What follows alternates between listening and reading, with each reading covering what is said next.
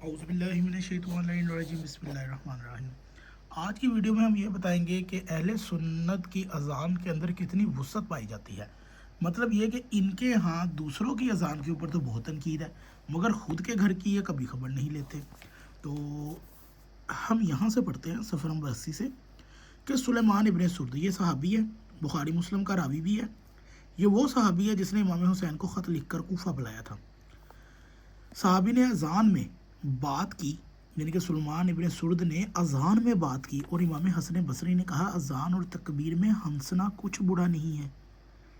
تفسیر الباری شرح بخاری جلد نمبر 1 صفحہ نمبر 413 شائع کردہ تاج کمپنی کراچی سے۔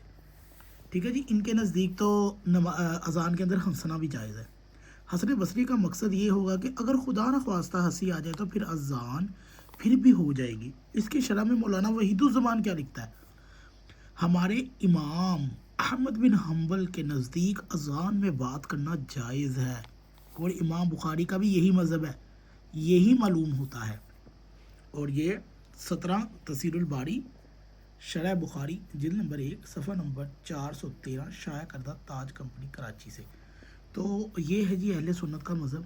دوسروں کی اذان کے اوپر تو ان کو بڑی تکلیف ہے کہ اذان میں یہ اضافہ ہے، شیعہ کی اذان ایسے ہے، خود کی اذانوں میں تو ان کے یہ چلتا پھرتا ہے۔ آئے یہ ان کی اذان میں کس طرح وسعت ہے کہ یہ لوگ سنت کو ترک کر بیٹھے ہیں۔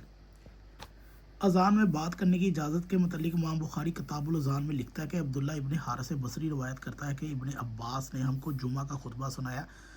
اس دن کیچڑ تھی، یعنی کہ پانی بارش ہوئی ہوگی، تو جب مؤذن حی علی الصلاۃ کہنے کو تھا تو انہوں نے اس کا حکم دیا کہ یوں پکارے الصلاۃ فی الرحال، یعنی نماز اپنے اپنے گھروں میں پڑھو۔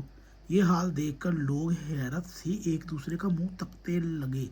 ابن عباس نے کہا جو لوگ مجھ سے بہتر تھے، یعنی رسول اللہ صلی اللہ علیہ وآلہ وسلم، انہوں نے بھی ایسا کیا۔ ٹھیک ہے، تو آخر جب یہ والا الصلاۃ فی الرحال کہا گیا تو لازمی ہے کہ ابن عباس نے کہا کہ ہم سے پہلے والے یعنی کہ نبی کریم، تو انہوں نے تو ثابت کیا کہ یہ سنت ہے، لیکن کیا ان لوگوں کے اندر یہ عام نہیں تھا کہ یہ والا اگر نماز کے یا کسی دن بارش زیادہ پڑی ہو تو نماز کے اندر یہ کہا جا سکتا ہے؟ اور ہمارے ادھر انڈیا میں، پاکستان میں، بنگلہ دیش میں، افغانستان میں کتنے زیادہ ایسے مقامات ہیں جہاں برف پڑتی ہے، بارش پڑتی ہے، بہت سے حالات خراب ہو جاتے ہیں، لیکن اذان کے اندر یہ الفاظ نہیں کہے جاتے، حالانکہ ان کے نزدیک سنت ہے۔ ابن عباس نے اذان کے بیچ میں اس کلام کا حکم دیا۔ اس سے معلوم ہوا کہ احتیاج کے وقت اذان میں بات کرنا بھی درست ہے۔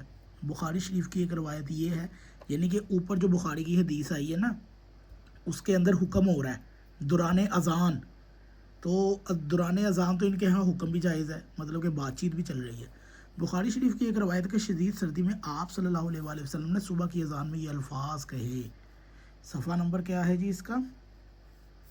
یہ ہے جی تفسیر الباری شرح بخاری جلد نمبر 1 صفحہ نمبر 413 صفحہ نمبر 414، اور تفسیر الباری شرح بخاری جلد نمبر 1 صفحہ نمبر 422۔ اور بخاری شریف میں یہ بھی الفاظ ہے کہ ابن عباس نے حی علی الصلاۃ حی علی الفلاح کے بدلے الصلاۃ فی الرحال کہہ دیا۔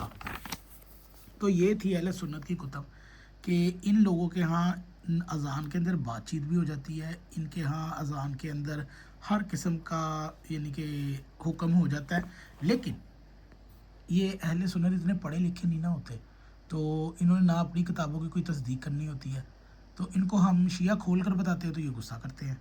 تو کم از کم اپنی سنت ہی زندہ کر لیں، یا کم از کم اپنی اذان ہی پڑھ لیں۔